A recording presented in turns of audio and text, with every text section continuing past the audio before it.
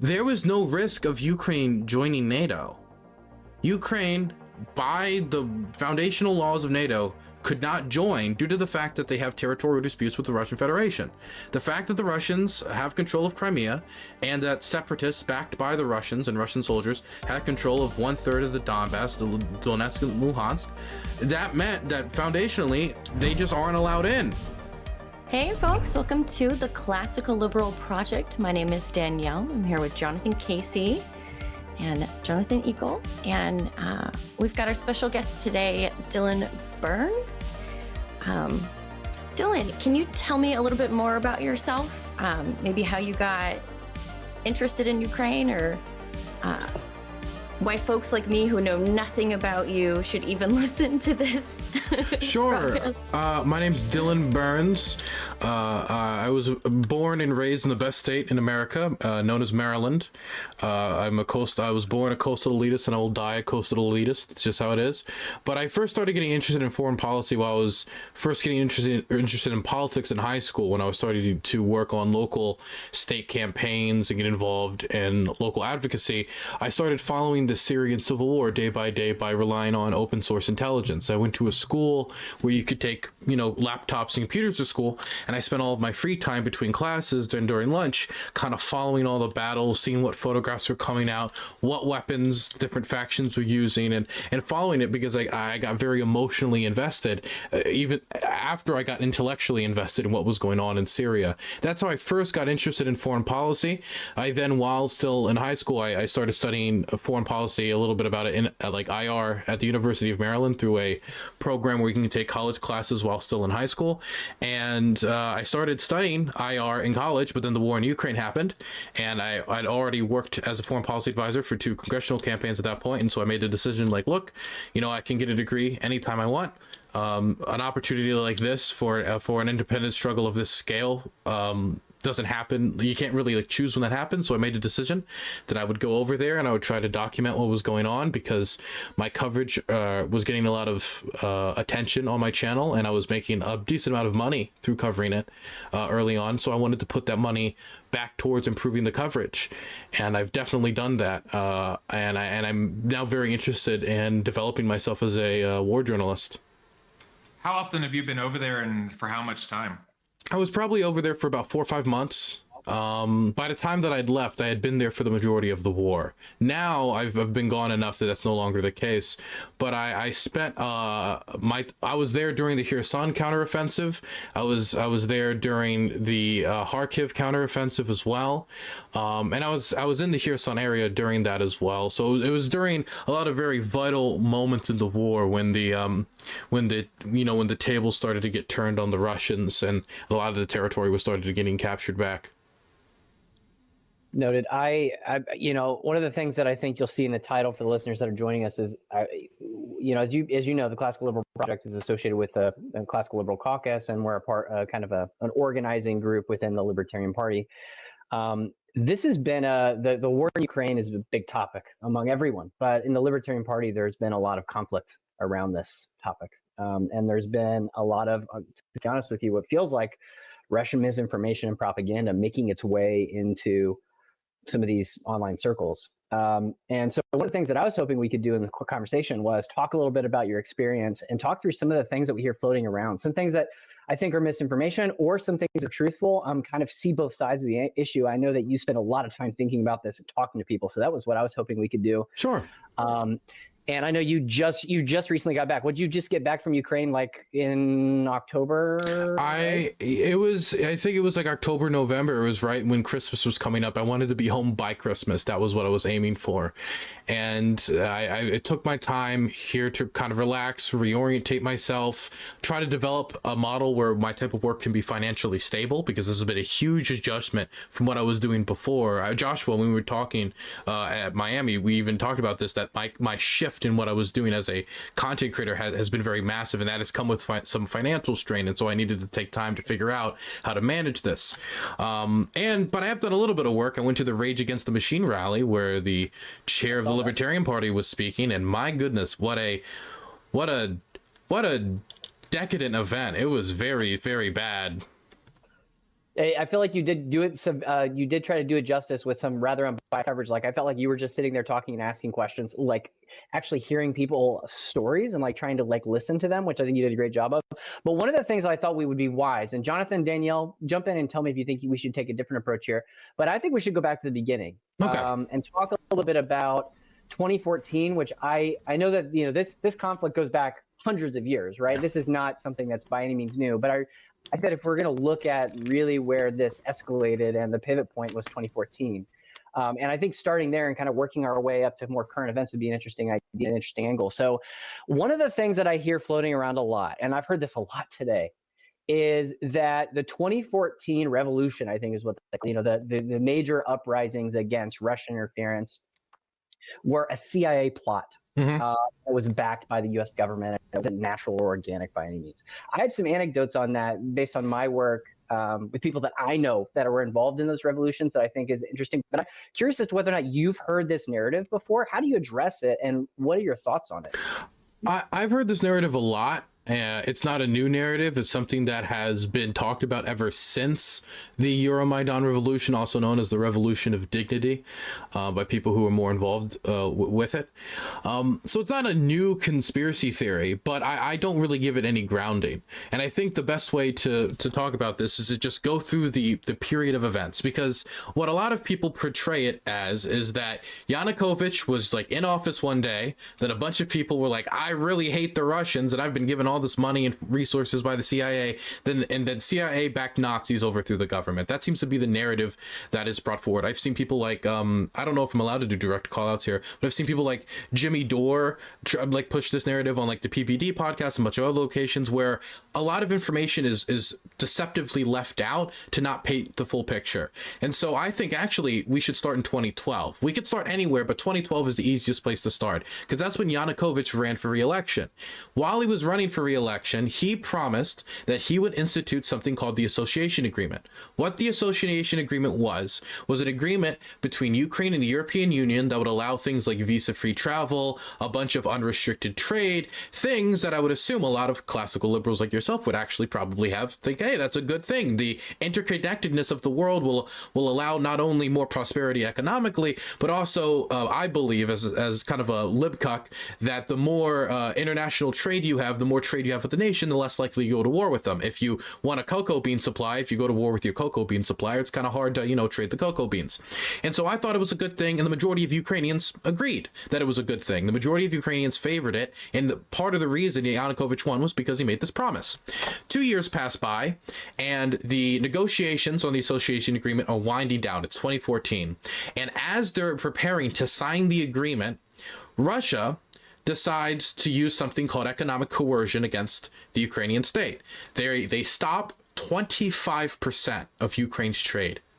Just like imagine if America tomorrow, 25% of our trade just stopped at the border, and Canada said, if you don't do this, that's just done. The truck stop, right. Yanukovych is scared now because not only is it that the economy is now possibly going to get racked by the Russians, like dragged over the coals, but he's also scared because there's been a lot of suggestions that Putin and the Russian government behind closed doors were pressuring him hard to back off the association agreement. Not only back off the association agreement, but then instead join the Eurasian Economic Union, which was the Russian alternative. And so Yanukovych goes back on his campaign promise and announces in the middle of the night, I think it was about like 11 p.m., 11:30 p.m., which is something that you'll sometimes see other political movements do, is they announce it at the worst times to try to like stop there being backlash. He announces it in the middle of the night, and a bunch of students go out and protest against it in the middle of the night, spontaneously. So when people talk about a CIA coup, my first question would have to be, how did the CIA organize them so quickly after this was announced in the middle of the night? To me, it doesn't really make any sense, definitely considering none of those student protesters has been any evidence that there's been tied to the CIA or tied to the Central Intelligence Agency. The spontaneousness of the immediate response makes it hard for me to believe that that was organized by the CIA. And so that spontaneous response is responded to by the Berkut police services, which is now a defunct police service that was in Ukraine that was basically like riot police. They had been accused of torture, racketeering, all of which, from what I've studied, seem to be accurate accusations against them. They go out with metal poles and they beat students. This developed later on, but they would tie flashbangs with screws and bolts and nails, and they would throw them into the crowds. So when the flashbangs exploded, even though it was a flashbang, it would damage people and cut them up. As the violence got worse and worse, Ukrainians saw this, and now the outrage wasn't just he caved to Russian pressure, pulled out of a popular economic union that saw us modernizing with the rest of Europe, but now they're beating the Ukrainian people, and specifically students, so young Ukrainian people. People could maybe talk about like the Kent State Massacre and the reaction to that in the United States for some type of equivalent, right? Obviously, more people ended up dying by the end of the Euromaidan protests, but to some American equivalent to communicate this to people at home.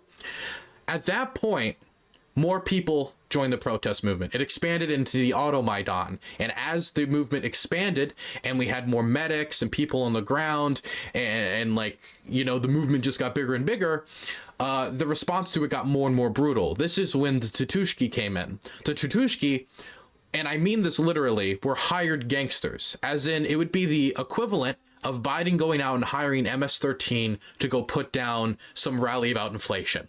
This is the equivalent of what the Ukrainian government under Yanukovych did. They went out and hired literal gangster thugs to go out and either instigate violence, be violent towards people, or in some instances murder people. I have interviewed Euromaidan protesters on my channel who tell me about Tatushkis murdering people at their protests across the country, about people being bussed in to do these types of activities.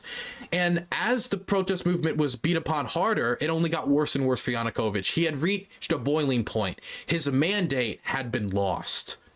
And so negotiations started, and the United States actually suggests behind closed doors that they should accept the proposal from the Yanukovych regime.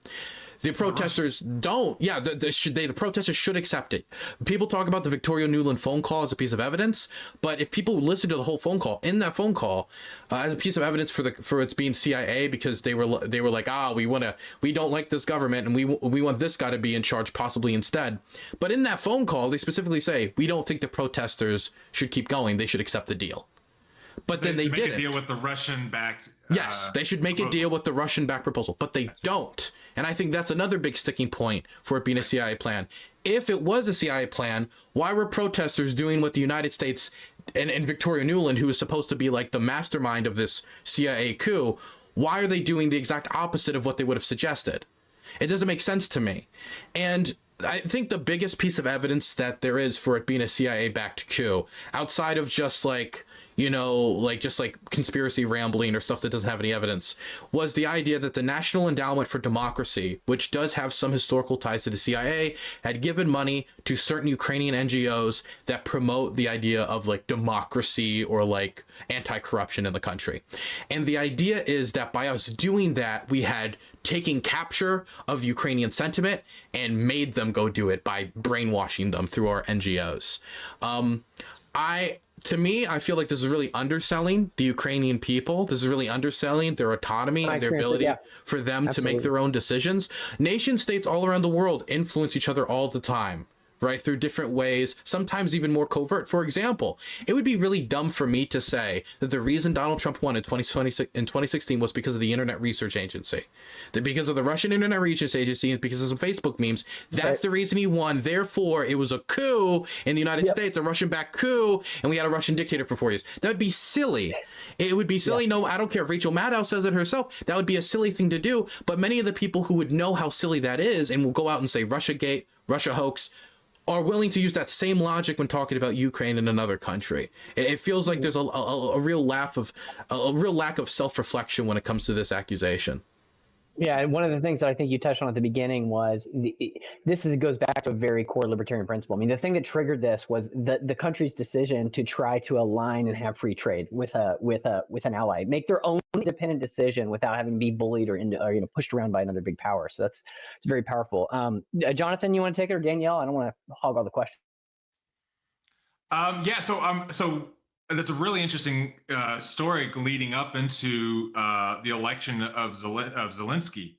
How did that kind of move into that? How did he capture that sentiment? Because it sounds like, I mean, he was elected in a landslide victory. So I'm assuming that he captured that sentiment that came with those protests. Not exactly. Okay. What happened was they had an interim president after Yanukovych fled the country in a helicopter, after he, tucked his tail and ran.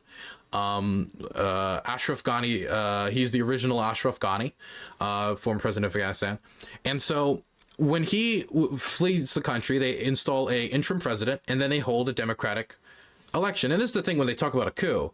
There was a democratic election that then elected Petro Poroshenko, who is a person who is an oligarch, but he did win democratically.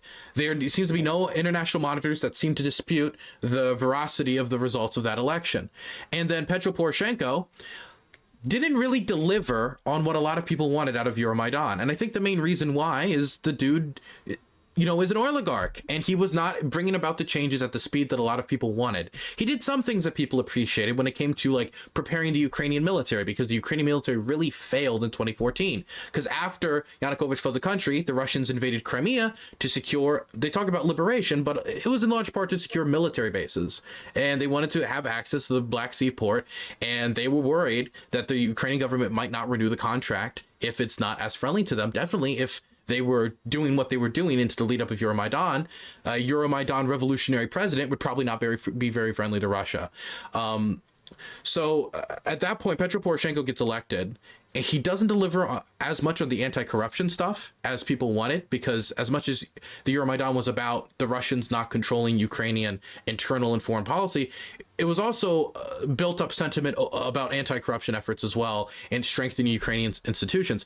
And the problem with Petro Poroshenko is just a lot of his friends were people who he would protect and would not properly prosecute. And this was an issue during the Obama administration and multiple administrations as they were trying to deal with post-Euromaidan. This is actually where the Joe Biden goes to Ukraine and pressures the prosecutor comes from. It was the fact that that prosecutor was corrupt. And if you have a corrupt prosecutor, how are you going to prosecute corruption?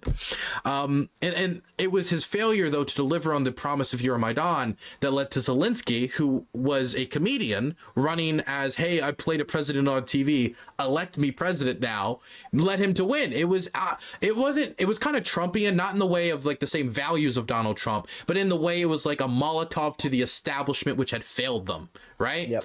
And that's what Zelensky was. It was the idea that, well, in order to fulfill on the Euromaidan revolution, we need to get rid of the oligarch and replace him with somebody like Zelensky. Zelensky then gets into office, and he doesn't have a lot of experience, doesn't deliver on a lot of the promises that a lot of people kind of hoped he would. For example, he was a peace candidate, and he wasn't able to deliver on peace with Russia. Now, I would make the argument that was because the Russians were just, their position was so unable to be able to negotiate with, like they were so uncompromising that it was impossible for him to accept a peace deal that wouldn't see his country cut up like it was colonial age Africa. And so the war happens, and that's when Zelensky, I think his true skills started to shine as somebody who has experience with media, was able to rally the international community. He stayed in Ukraine, which I've been told by anybody who's anybody that him staying in Ukraine and not fleeing was one of the most important early war decisions that happened in Ukraine. That if he was going to flee, that could have easily made it so other politicians, other figures fleed, and then the whole government starts collapsing. And then that 3-day invasion might have actually looked more similar to what the Russians wanted. But by him staying, that's what kind of has enshrined him as such a popular leader in Ukrainian history. That's how we got to Zelensky of today. That's the broad strokes path to how we got to Zelensky.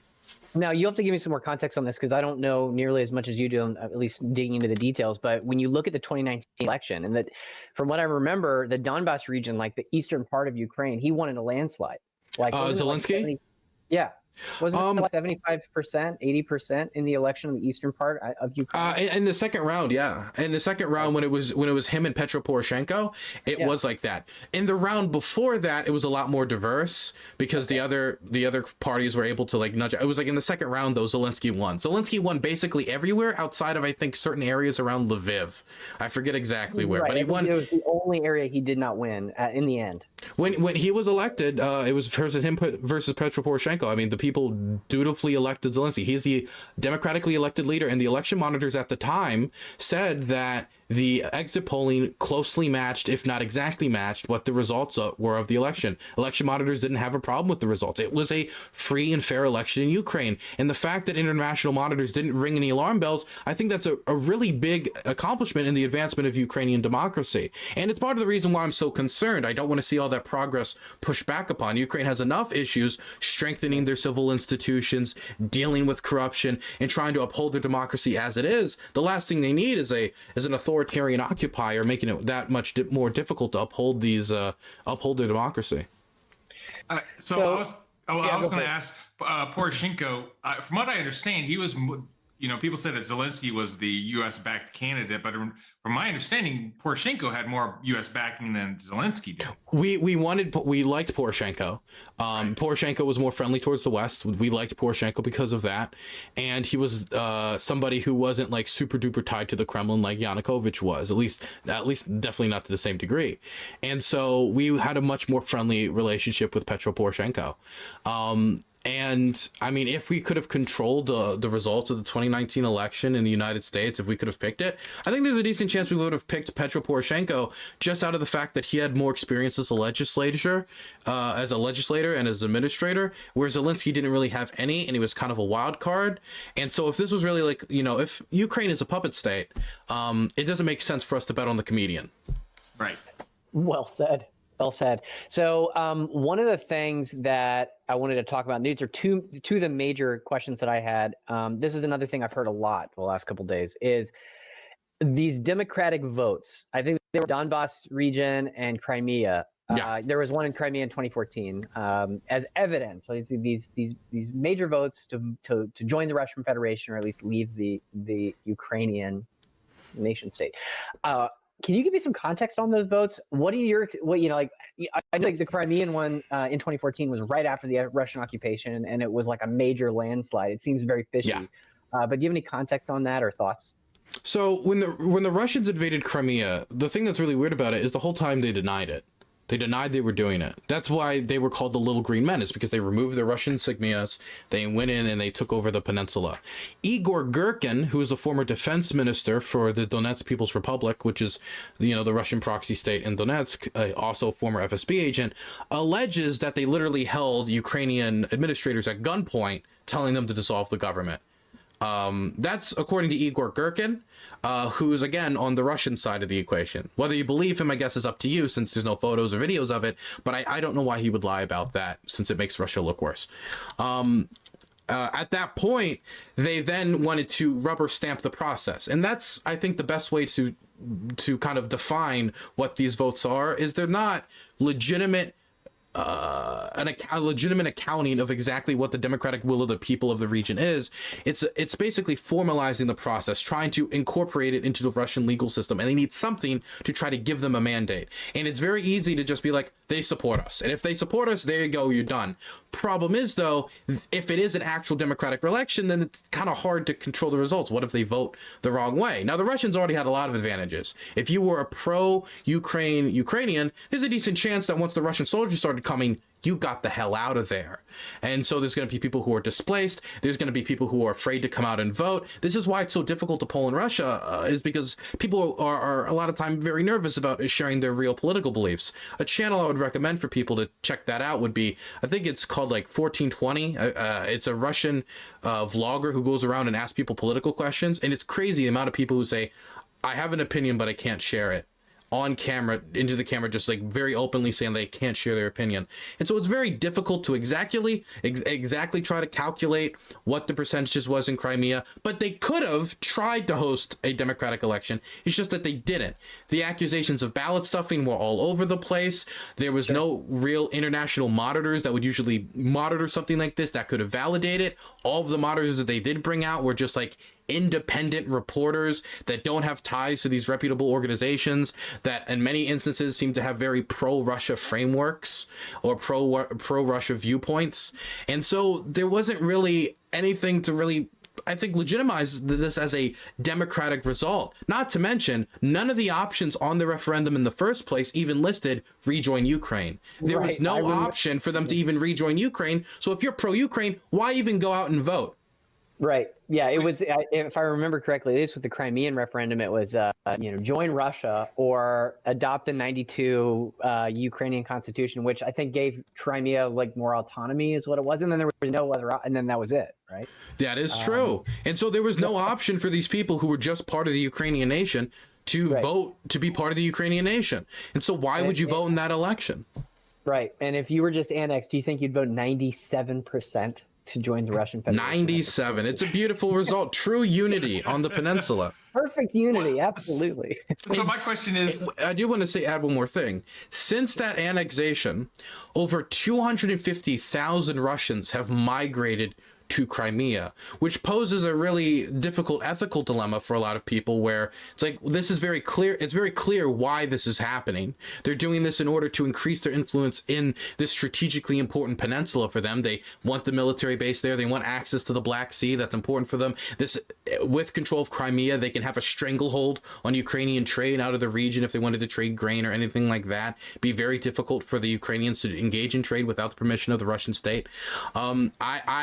I just want to emphasize that every day that passes, the Russians are trying to make sure that the odds of Crimea going back to Ukraine is basically nil. They're trying to decrease it every day, either through engaging in basically what is illegal settlement, something I guess it would be similar to what happens in a lot of the West Bank, maybe, when it comes to like the idea of people coming to a territory that they're not really a member of and settling down and changing the demographics of the region permanently.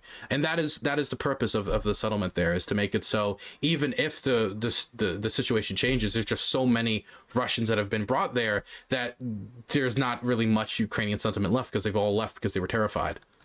do we know how many people fled Crimea?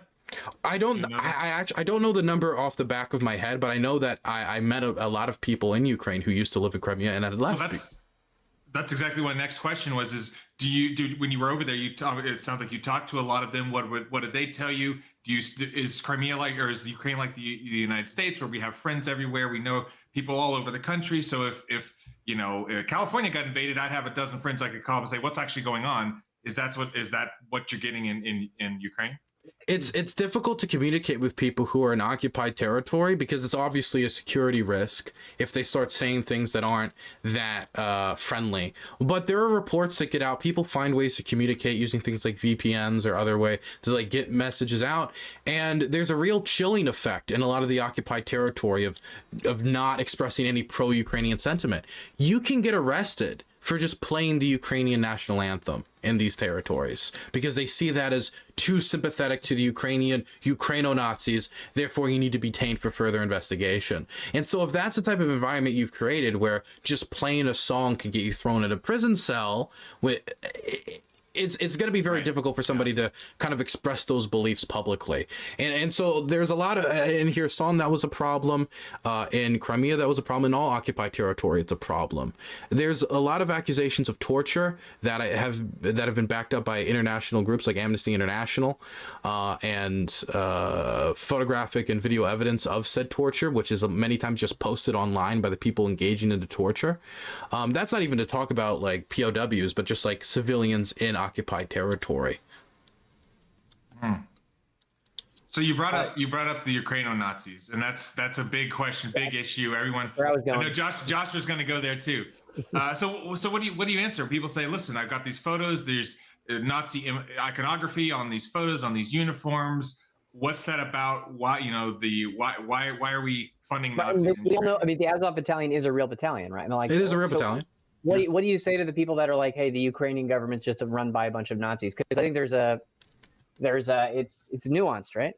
I think there's nuance, but I mean, there's nuance in the way that like, if it's like nuance in the way that like there's a tiny grain, there's like a kernel of truth in like a big ball of lies. Because when somebody says like, as most conspiracies have. Yeah, like at the Rage Against the Machine rally, I heard the Ukrainian Nazi government, and I kept hearing that over and over and over. The Ukrainian Nazi government. This is the same thing that the Russian state media talks about all the time. It doesn't make sense to me, because I know who Zelensky is, and I know the type of advancements that Ukrainian society has made recently. For example, in 2015, the Ukrainian government passed workplace protections for transgender and homosexual individuals.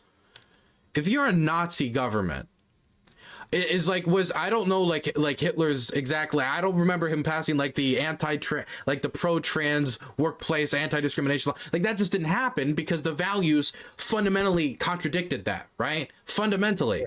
And so when we say it's a Nazi government, the values of the government is not Nazi. It is not Sieg Heil, Adolf, so calling it a Nazi government is dishonest, and is purposely misrepresenting the values of the government and the type of policies they introduce. Because the number one question I will ask anyone when they ask, is Ukraine a Nazi government, is what is the Nazi laws that have been passed? What is the Nazi legislation that has been implemented? And there isn't any. There isn't any.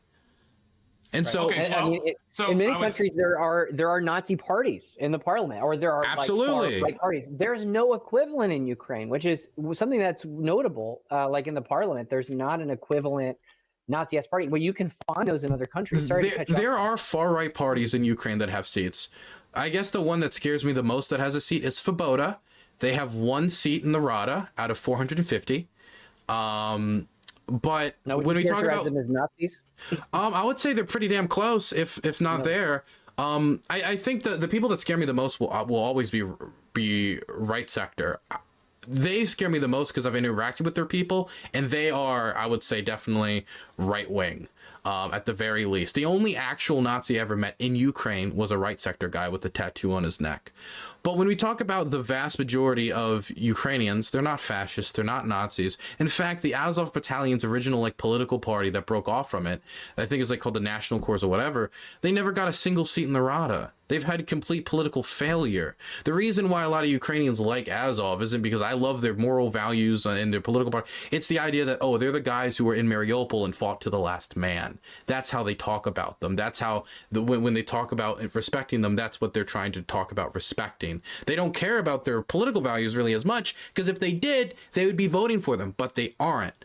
There are Nazis in the Ukrainian military. That's impossible to deny.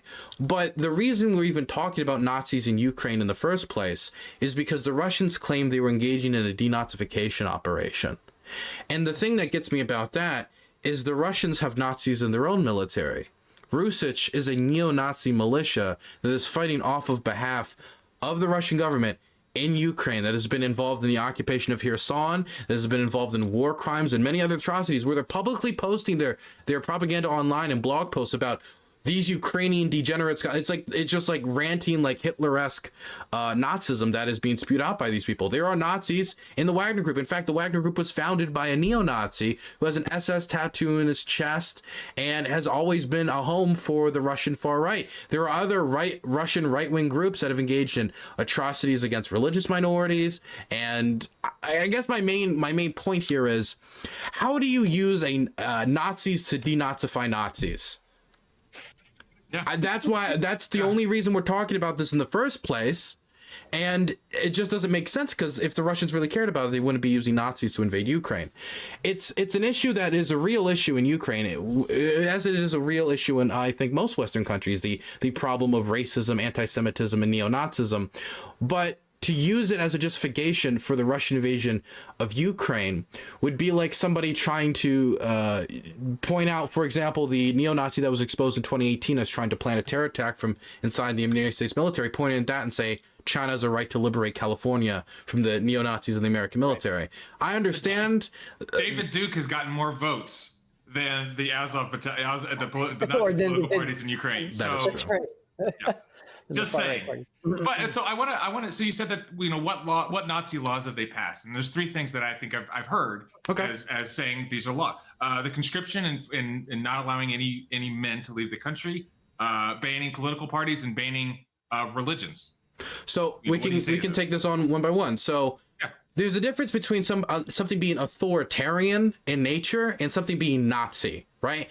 Drafting is, I guess you can call we're the Libertarians, so I would assume most of you probably don't have a very positive view of the draft.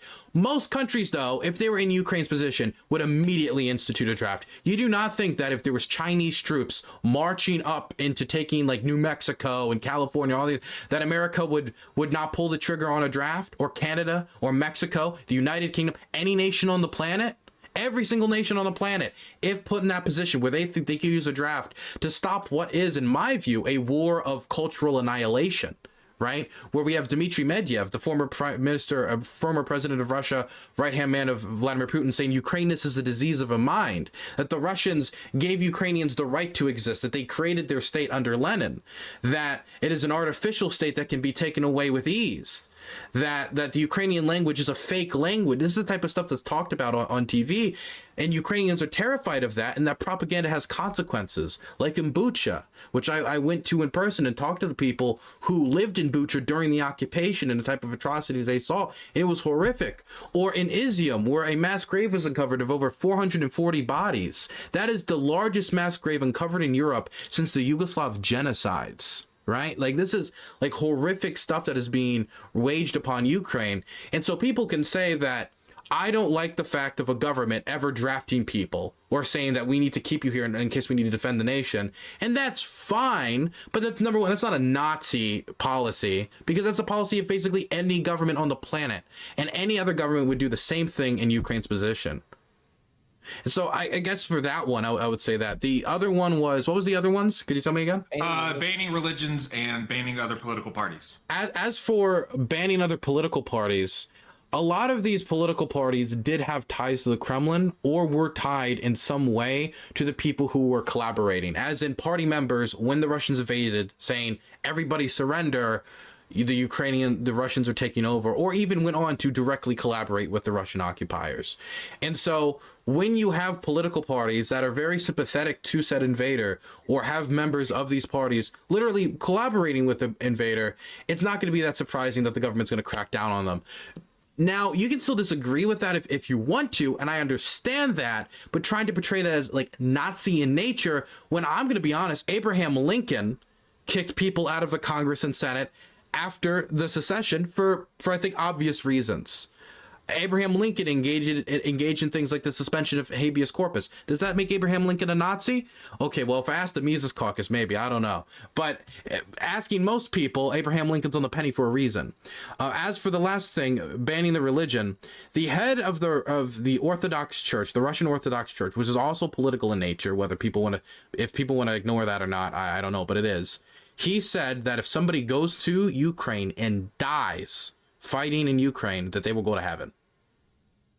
If you are looking at a religious institution, which its head is directly saying, go to Ukraine, fight and die, and you will go to heaven, it's kind of hard to really, I think, miss exactly why the Ukrainians did this. They didn't do it, I think, in my mind, because they just wanted to bully the church, or they wanted to go after the church because they're just so aggressive towards it. I think they did it for somewhat legitimate national security reasons. I actually still disagree with it, because I do believe we should still hold ourselves up to a certain principle even in wartime, even if we do need to be flexible. But it's not a Nazi position to respond to that type of hostility from a religious institution by trying to stop it from undermining your national security. Like, all of these things have nuanced positions to explain them, but once we remove all the nuance, what we can portray Ukraine as this evil authoritarian state, when it's a nation state trying to survive and engaging in every single means it can in order to survive, which the majority of its people wanted to do. And if I understand correctly, both the political party there were small, tiny, minor parties, and the religion as well as only a small. There was like a bigger opposition party, but no like it wasn't like they controlled 40% of the seats or 30% of the or 35. It wasn't anything like that. Okay. Well, and to your point, we don't have to endorse it. The idea that it's not that's not an exclusively Nazi thing. It's an authoritarian thing. Sorry, Danielle, go for it. No, that's okay. Just to clarify, Russia also has a draft, correct? Yes. Oh yeah. Okay. Just making sure they're on the same. For anybody who didn't, the Classical Liberal Caucus, we made for our Libertarian of the Year. We put up Boris Yeltsin of the Libertarian Party of Russia, because they are legitimately putting their lives and liberty at risk going out and protesting these wars.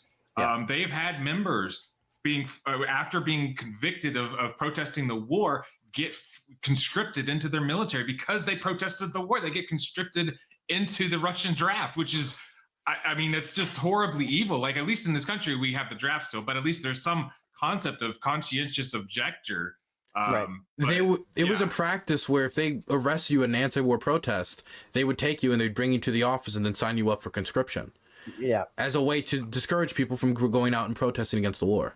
Yeah, I mean, if being a libertarian in the United States might get you dragged on Twitter, being a libertarian in Russia will get you killed. So, like, that is true courage, standing up to be anti-war in Russia. That was a good choice for sure. Danielle, do you have any questions? I've got a couple more that I wanted to ask before we get to time, but I feel like we've kind of got over you. Jonathan stole the one question that I wanted, but that's okay. I just have a wrap up one when you're done. So Yeah, sure. I'll get through mine then. No problem. So, one of the things that I've heard a lot recently is that NATO expansion, and I've got a lot of opinions on this, but I really want to hear your opinion on it. Mhm. NATO expansion has provoked Russian intervention in Ukraine, right? Mhm. There's a lot of context here that I'd love to unpack with you. But can you give me your opinion on the viewpoint and kind of how whether it's credible or not, in this context? So I think there's nuance to it, but if you wanted my blunt answer, I would say probably not.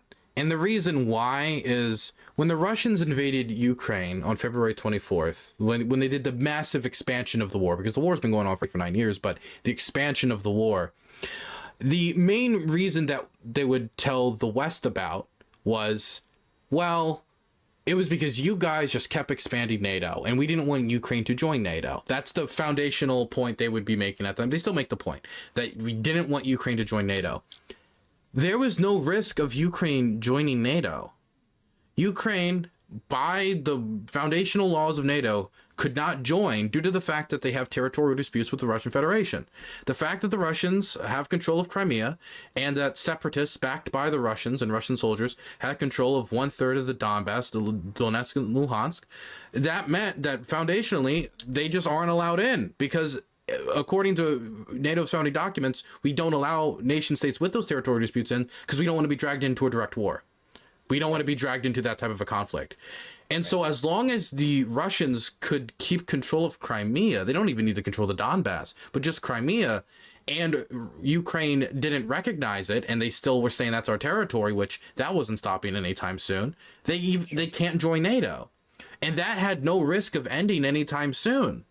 And so it has to be more than just NATO expansion, if that was even a major contributing factor in the first place, or they would have invaded at a different period in time when maybe NATO membership was even more likely, because there wasn't anything changing that was going to bring forward NATO membership. I think that there was Russian nationalistic reasons. I think there was resource reasons. I think that they thought the war would be a lot easier than it was, and so they made the calculation that maybe it'd be easier to take Ukraine on now than late. I think there's a lot of calculations that went into their decision to invade. Nationalistic delusions, economic, resource control, a million different reasons.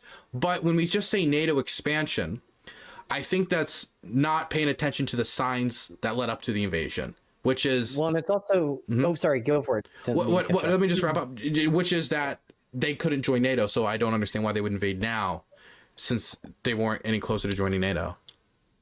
Right. And I confirm that. I literally pulled up NATO's, it says states which have ethnic disputes or external territorial disputes, including iridescent claims or internal jurisdictional disputes, must settle those disputes by peaceful means in accordance with OSCE principles. Resolution of such disputes would be a factor in determining whether to invite a state to join the alliance. Yeah, and everything, Dylan, I agree with what you said. And I think another piece of context that a lot of people I hear in the libertarian space say, this is an echo of Russian propaganda, is like, oh, the expansion of NATO and the idea that Ukraine could theoretically join NATO, or the fact that NATO is spread so far east, is the reason why Putin's acted now.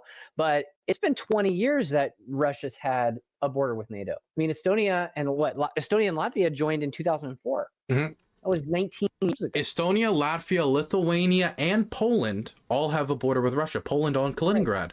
The thing that gets me, not to mention if Finland joins, the thing that gets me is, number one, if the goal of the war was to stop NATO expansion, it's failed miserably. Not only because NATO is more involved in Ukraine than ever, and the odds of them joining NATO have gone up, because if they win the war, then they no longer have the territorial disputes and they can join NATO. Not to mention, Polling in Ukraine right now is at 89% for the amount of people that want to join NATO, which is understandable in the midst of a military invasion. Finland, which had this position of historic neutrality where they would negotiate deals between Russia and the West and different people, they were seen as an intermediary in much the same way that Oman was. They've dropped that, and they're going to join NATO. Sweden, similarly, and they want to join NATO. Now, the only thing stopping them seems to right now be Turkish anger. But here's another thing that would have stopped the Ukrainians from joining NATO. You need to have every single NATO state agree. Do you guys think Viktor Orban would have given the thumbs up to Ukraine joining NATO, even if they dealt with the territorial dispute reasons? What about Erdogan? Maybe Erdogan would be more likely, but we see him giving trouble to the Swedes and the Finns. And so I do not believe that even if they resolve the issue of territorial disputes in some negotiated settlement, that they would still be able to join NATO, because they would need to get Viktor Orban. They would have to convince him in some way. And it's just all the factors that would lead to them joining NATO. There's just so many that I think that a lot of people don't realize that joining NATO isn't as simple as, okay, America's giving you the thumbs up, you can join NATO now. Right. It's a lot more nuance. And it's worth noting that, to your point, just to kind of echo what you said, in 2010, there was a vote on whether Ukraine should join NATO, and they said no, right? Because they didn't want, at least, I think it was a referendum, like a nation referendum. There was a decision made not to join NATO back then, and it's only increased the likelihood that they're going to join, or the morale for that decision, or the support for it. I just need to emphasize this, and I know that most people want to imagine that all nation states and all leaders are engaged in behavior where they have the best interests of everyone at heart. But I have a rude awakening for everyone. That's just not the truth. That most nation states act in a very selfish manner. I like to consider myself an idealist. I believe in international institutions. I'm a liberal, right? But nation states do act in their own self-interest. And it has been the policy of the Putin government for at least the last 10 to 15 years, and some would even say go further back, depending on who you're talking to, has been to develop strategic control in some capacity, if not soft power or hard power or alliance, over all nations that touch it, basically all of them, like Kazakhstan, most of Central Asia, and the entirety of the post-Soviet sphere. That is one of the primary goals of Russian foreign policy, is to reestablish dominance over what it considers its strategic interests. And what strategic interest translates to when you're talking about Russia is, if it's close to Russia, it's theirs. That's what they mean by strategic interests. A great example I would bring up is the Foundations for Geopolitics. Now, this is written by a crackpot that some of you might know. His name's Alexander Dugin. He was in the news recently because his daughter went kablooey in a car in Russia. Now, a lot of people think he's like the shaman of Putin, and he tells everything. None of that's true. That's all bullshit. It's all PR. Right? What is true, though, is that he wrote a book called The Foundation of Geopolitics, and this is his main claim to fame, and it's taught in the Russian military academy to enlisted officers. And in this book, it describes how Russia needs to take territory away from, I'm trying to remember off the back of my head, Finland, Estonia, Latvia, Lithuania, Moldova, Ukraine, China, Mongolia, Kazakhstan, and just like every nation it touches, it deserves land from. Now, he has reformed one of the more recent versions to include China as part of this new pact, so they no longer want to split up China, even though he originally thought it was part of their, like, one of their core enemies. But just to explain that, whether we're talking about Alexander Dugin or the Russian military establishment, they do want to establish control over what is post-Soviet Europe. That is one of their main focuses. And even if NATO never expanded, Putin, if he was in power, would still be pursuing that. Absolutely. Well said. Wrong button. One thing I was going to point out is Russia's history. Even clearly the USSR had a massive expansionist imperialistic empire going, but even post USSR, you have it invading all these nations. To Chechnya, they've had this is the other thing. Like, if Ukraine surrendered today, if the government of Ukraine surrendered today, would we have peace? And I don't think we would. I think we would have sectarian violence. We've got guerrilla warfare. Mm-hmm. This isn't the option. I mean, look at Chechnya. They had a decade. They had a war, and then a few years later, they had another war that lasted for a decade. So this idea that if the government of Ukraine you snapped your fingers, it disappeared, that we would just have peace, I don't see it. One of the big things I always like to emphasize when we talk about peace deals is when somebody says we should be negotiating peace, my question is always like, okay, what's your settlement? Because when you look at the Russian position and compare it to the Ukrainian position on what the negotiated settlement should be, they're completely different planets. The Ukrainians want the Russians out of the country. Pretty simple to understand. Get out of our country. This is our land. We have a right over our own foreign policy. Please leave. The Russians, their current demands, if we're not talking about originally, which is just overthrow the country, right? Their demands currently is the annexation of Crimea, Donetsk, Luhansk, Zaporozhye, and Kherson, the demilitarization of Ukraine, and it promises not to join any defensive structures that it could use to defend itself. So it gives up like what, a fifth, maybe 2/5 of the country to Russian occupation, permanent Russian occupation. And when I talk to people about signing these peace deals, I haven't met a single Ukrainian who's like, yes, I would agree to a peace deal like that, or absolutely, I would agree to that, because they view it like signing their neighbor's death warrant after seeing all these mass graves uncovered, and nobody wants to do that. Nobody wants to leave the people behind. But let's say that they were to accept this. What would stop the Russians after they've made the Ukrainians give up all their weapons, give up a fifth of their territory, and, I mean, lock themselves in, I think, probably economic desolation, since they've been unable to reclaim their territory, and you've got all these people displaced, and they just went through a ravenous war. What's going to stop the Russians from just invading again in 5 years now that the Ukrainians don't have any weapons, anyone to defend themselves, and have already given up 1/5 of the country? What's going to stop them from doing it again? And people would say, no, this time the Russians will abide by the treaty. They said they wouldn't invade Ukraine in the Budapest Memorandum. They also said they wouldn't engage in economic coercion. When they did invade Crimea, the whole time they said they weren't doing it. When they did invade the Donbass, because during the rebels in the Donbass, they sent troops, they didn't accept that they were doing that for real, that they were sending troops in there till 2016. They were denying it the whole time. And the lead up to this invasion, the whole time they saying they're not going to invade. You're crazy, you're crazy, you're crazy. Oh my God, this is all propaganda. You had a bunch of people everywhere fall for it.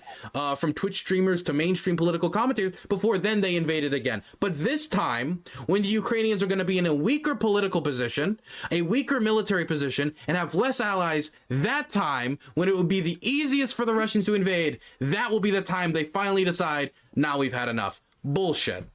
Yep. If you care about long-term peace in the world and you want to see more peace, the best thing that could happen in this situation is Ukraine could win or push back the Russian invaders or weaken them in some way.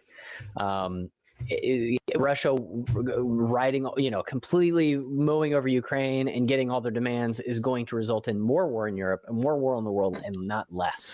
So, I remember Zelensky said something that really connected with me, and I don't do hero worship, okay? So if anybody wants to knock Zelensky down a peg, go look up Zelensky piano video where he plays the piano with his penis. I love that video. Personally, I think that makes him more electable, in my opinion. I want to see Biden release a video similar to make sure that he's still up to the job. People talk about the mental capacity tests. I think that's perfect for that. But Zelensky talked about in a train ride with, I forget exactly what news agency the reporter was with, but when they were talking about ending the war, and they were talking, oh, my camera just went whack. When they were talking about ending the war, and they were talking about finding a settlement, Zelensky said, I don't just want to find a settlement to this war. I don't just want a ceasefire.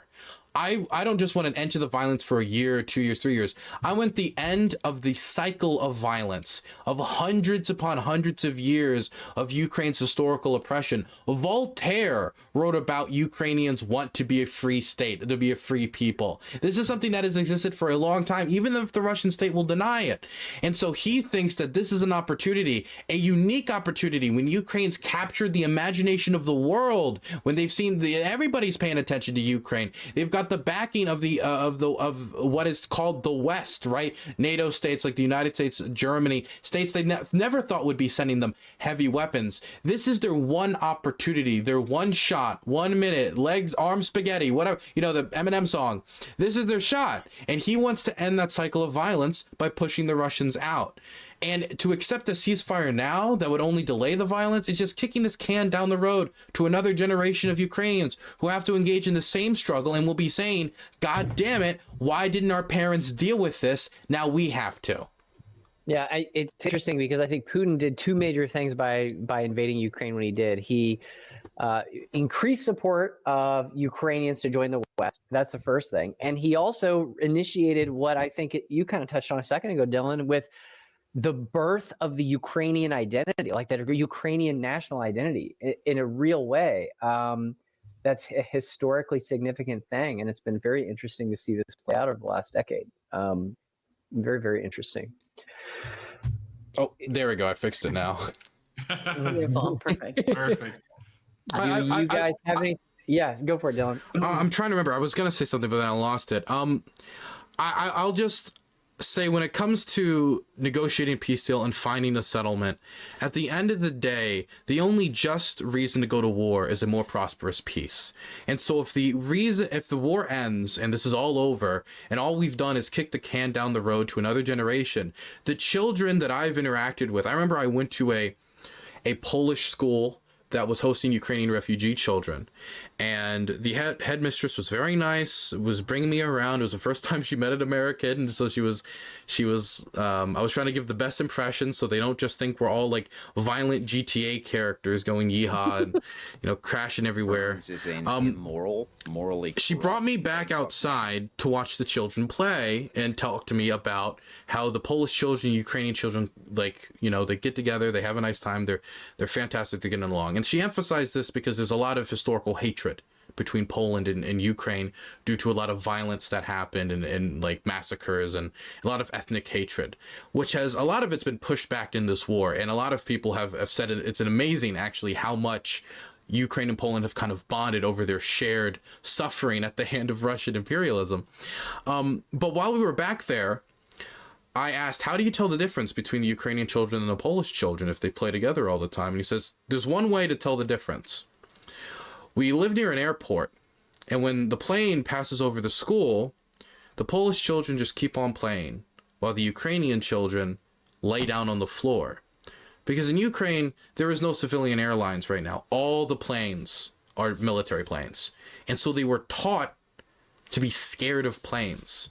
And I think of that type of trauma where you're just playing on the playground, you hear a jet engine and you get down. When I came back from Ukraine, that actually happened to me when I was at a Gorillaz concert. It was my first time hearing a plane go over my head in a very long time, and I was a little intoxicated. So that probably didn't help me. And so I could think of no worse sin than passing down this struggle to those children who have already been traumatized so much. And that's that has been communicated to me a lot by a lot of Ukrainian mothers and fathers, saying that by God will endure as much suffering as possible to get this over with, get this done with, so I don't have to pass this over to my kids and traumatize them more than they already have been. We don't need all these traumatized babies in 18, 19 years taking Kalashnikovs and ambushing Russian soldiers. This should be done here and now. And libertarians across the world can agree with that and understand that the ability for people to defend themselves is not something that it's not in conflict with libertarian ideology. We can have debates all day long about to the extent of which the West should support them, but the idea that Ukrainians should have the right to defend their property, have their own identity, engage in any trade they want to engage with any country and determine their future, that's libertarian. Like if you believe in libertarian ideals, then you support the Ukrainian people and their right to do those things and like their right to self-determination. So it's really powerful. Can I ask you a question, since I got all the questions? Go for it. So I've seen you, Joshua, in the trenches on Twitter. Okay, every other day you're tweeting something about Ukraine, and you know what you're doing. You're poking, like I'm not backing down on this. You're poking the bear a bit, making sure that they know your position on this, and I really respect it. And I try to back you up here and there. I hope you see it. But yes, I gotta ask you, the Libertarian Party right now looks like a complete mess from the outside. Right? I'm not a libertarian, so at the end of the day, like I'm not like crying if the Libertarian Party isn't doing too well.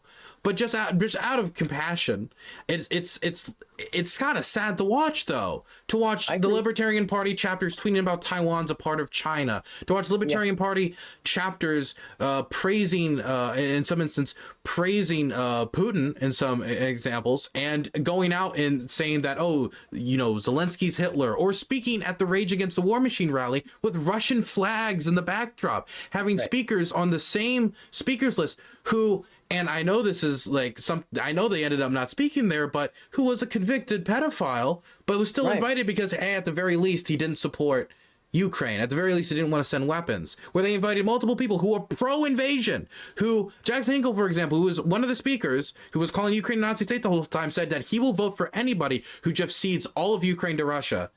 Yeah. Like, it feels like a lot of the credibility that libertarians had when it comes to foreign policy, that anti-war stance, was really somewhat degraded with that rally, because it wasn't just anyone. It wasn't just one libertarian, two libertarians. Multiple libertarian chapters were there. The Delaware chapter, the Maryland chapter, and the chair of the party. You can't just say, oh, it's just a few libertarians. That seems to be the center of the party right now. Like, as in that's the center of power in the party right now. For sure. We need a disclaimer that views shared on Twitter do not represent the Libertarian Party. The endorsement of the chair does carry some weight, and yeah, I agree. Not all the Twitter comments are representative of everyone in the party, and there's a lot of people in the party that are very disappointed in that. I can tell you right now, Dylan, I've been involved in the party for I think my 11-year anniversary is this year, and I feel like right now the party is farther from its values and principles than it's ever been. Wow. Like ever in the last 10, or at least in the last 10 years. And so it's been very disappointing to see that. And I think that, I don't want to speak for Jonathan Casey, but I think that one of the reasons why Jonathan set up to start this caucus is because he saw some of that, the party diverging from their values, diverging from true libertarian principles. Because libertarian principles, again, we've talked about them all night. The idea that people should be free to defend themselves, free to determine their own future, free to make decisions for themselves. And it's been very sad for me to see that, to be honest with you. So, I mean, it's an emotional thing for me. Like, it's been very sad for me to see that. It's physically painful. I think I've told Josh this the other day. I sent him a tweet and I sent him a screenshot of a tweet and I said, this physically hurts me to read this coming from a party of, we call ourselves the party of principle, and yet we're abandoning our principles in so many ways, and it's not standing up for our principles, and certainly not speaking to those principles. I know it's painful. If I could just, sorry to interrupt, but I guess the thing that really gets me the most is that I always saw libertarianism, and I see this with a lot of third parties. There's a lot of it's inherently anti-establishment, at least when it comes to how America is today, right? It's an anti-establishment position, and it attracts people who are anti-establishment, the counterculture, if you want to call it that or whatever. But it feels like when it came to that rally, that some of those people rejected the American establishment position, but instead they just replaced it with the Russian establishment position. Absolutely. On Russian talking points. And that really bothered me, because it felt like it was never about challenging power. It might have just been about, for at least some individuals, maybe not the majority, for some individuals, it was just about almost like virtue signaling. Well, a lot of cases it's about reflexive contrarianism. In a lot of cases, that's what it is. Jonathan, go for it. I didn't mean to cut you off. Well, yeah, listen, I spoke out when the days after the rally came out. I spoke out about the rally and showed my concerns with what the rally was even saying. And then once we heard about who the speakers were, we spoke out again, and we took a lot of flack for that. And I'm absolutely proud that we did, because we had to. We couldn't sit back and let us be bullied out of our position, our principled position, that these people are going to harm and undermine the anti-war movement. The anti-war movement is on life support right now. Yeah. And to throw it to the Russian wolves was a horrible decision, and I think it's going to really harm the real anti-war movement, because really what anti-war means is that we oppose wars of aggression. I mean, being anti-war doesn't mean just letting everybody invade you and giving up. It means letting people defend themselves. It means opposing wars when they do start. Think about how much credibility was given up for a crowd gathering of 2,000, mostly fringe, very zero moderate people gathering. Like the amount higher than I've heard on projections. Like I'm being extremely generous. I'm including the people from the Lincoln Memorial just kind of wandered over. I'm including counter protesters, being very generous. And it's like nobody that was speaking there were elected Congress people. Nobody that was speaking there were people who could have real influence on it. It just kind of, honestly, it just felt like a podcaster rally. Well, and it's worth noting, to be honest with you, Dylan, I'll say this, that the podcasters basically took over the LP in the summer of 2022. So it's not a surprise that that's the case. And I think that one of the things that we have to do as the CLC is we have to spend this next year really soul searching and understand and providing a clear pathway out of this to the party. I actually just spoke to Jonathan about this a couple of weeks ago. It's on us as a caucus now to articulate what needs to change structurally in this party in order to fix these problems so they can't happen again. Because this has set the party back a decade, if not more. And it's been very sad to see, especially somebody who has put in so much time. I don't want to speak for everyone else, but I know Danielle and Jonathan have also put in a massive amount of time, and it's kind of like a spit in the face, especially if you're truly anti-war. I mean, again, Jonathan said this. We were speaking out against this rally months before it ever happened.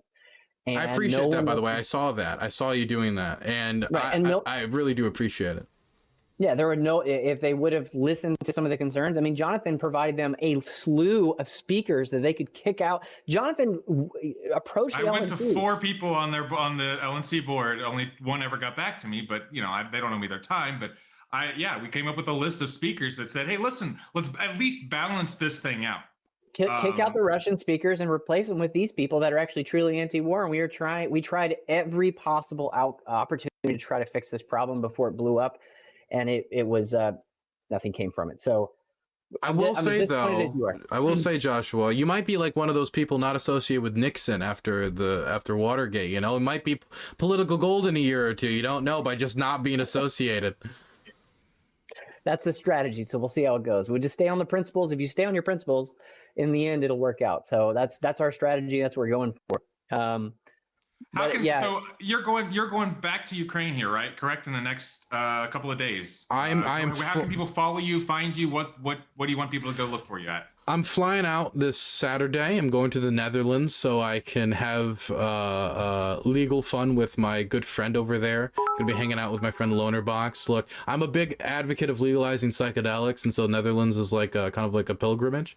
Then I'm gonna go hang out with a few other people across Europe before crossing the border into Ukraine to film with IED crews, the people who disarmed the bombs. I want to film with them because they're gonna be doing work for the next 10 to 15 years. The war can end tomorrow, and there's still going to be kids stepping on mines and blowing up. And definitely with the type of booby traps that have been laid that need work done now that are like really sick. I mean, like toys tied up with grenades, sometimes dogs, like pet dogs that have been booby trapped, living dogs that have been booby trapped. And those are the stuff that has to be dealt with now. But for the next 10, 15 years, they're going to be disarming artillery shells and rockets that are just lodged in places like how we saw in Cambodia and Vietnam after those horrific atrocities that we engaged in over there with the bombing campaign.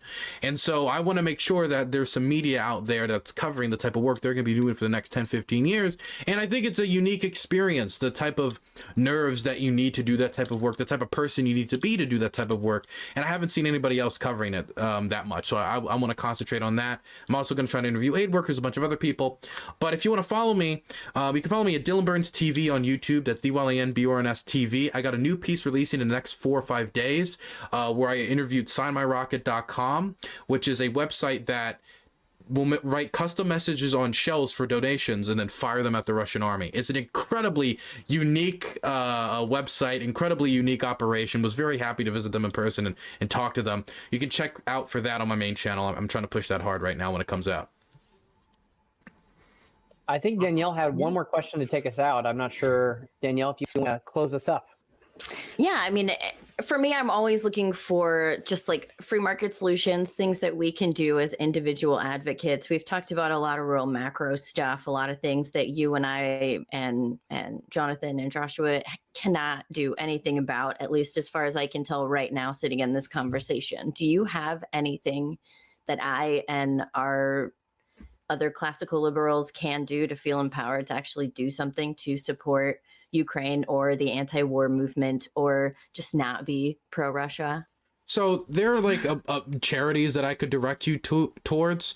I mean, I know some people around Kharkiv, like my friend Anastasia, that like coordinates aid, but that's not the stuff that I usually am told when I ask Ukrainians what can Americans do. The main thing I'm told, and this might get some heat because, you know, libertarians, but is that they desperately need the means to defend themselves that only the United States government and other governments with standing militaries can provide. And 9 times out of 10, when I ask just literally random civilians on the road, it's almost like Zelensky possesses them every single time I ask them this question, and they'll say, "We need heavy weapons. We need heavy weapons," because they view the Ukrainian military as the only thing separating them from the Russian army. And from the way the Russian army has been described to me, from when they occupy communities, it doesn't sound like an army. It sounds like a fucking natural disaster. And so when you have that type of impending doom, that's a very big priority for them. A way you could directly fundraise for the military, though, if you're uncomfortable with that as a libertarian, is signmyrocket.com, which I just did an interview with, and some people find it fun to be able to write a custom message on a shell or a rocket and fire that at the Russians. There's some other humanitarian charities like that, and if you want, you can reach out to me afterwards and get you a few links that you could add maybe in the description of the video, something like that. People wanted to concentrate on more of the humanitarian angle. Cool. I do want to say, just for the record, as a libertarian, I do support the United States giving Ukraine weapons as long as we don't replace them. That's an interesting take. They're all yours. Food for thought. That's an interesting take. I've often theorized, we give all of our police with we give all of our police all these military weapons and vehicles. Why are we giving them to our police to rule over us? I'd much rather have the Ukraine. Give it to the Ukrainians. We're not using them. We're just going to throw them away, and let's not give them to the police. Let's give them to the Ukrainians. Military surplus to the Ukrainians. That's a great idea, Jonathan. I love it. Anyways, Dylan, thank you so much for joining. Thank you. It was very informative. I learned a lot. Hope our audience did too. I'm happy to be here. Thank you so much for having me on, and I wish you guys the best of luck. We might not be in the same party, but I appreciate people that aren't dumbasses, and I appreciate that from you guys for not being that. I appreciate you. How you doing? Yeah, brother. Awesome. Stay safe. Great. Thank you. You guys have a good one. Bye-bye.